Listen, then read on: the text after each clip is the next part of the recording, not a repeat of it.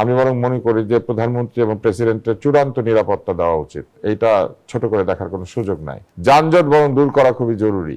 VIP movement যখন আমরা দেখি তখন মানে একটা রাস্তা স্তব্ধ হয়ে যাবে, আমরা যানজটে আটকে থাকবো ঘন্টার পর ঘন্টা।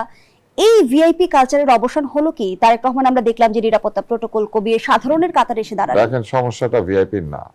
আমি বরং মনে করি যে প্রধানমন্ত্রী এবং প্রেসিডেন্টের চূড়ান্ত নিরাপত্তা দেওয়া উচিত। এইটা ছোট করে দেখার কোনো সুযোগ নাই। সমস্যা হচ্ছে আমাদের ঢাকা শহরের যে রাস্তা, ঢাকা শহরের যে যানবাহন ব্যবস্থাপনা, সেইটা। ঢাকা শহরে ব্যাটারি রিক্সা চলবে, ঢাকা শহরে ধীর গতির যানবাহন চলবে, আবার উচ্চ গতির যানবাহন চলবে। এই শহরের যানজট তো কোনোদিন দূর হবে না। যানজট বরং দূর করা খুবই জরুরি।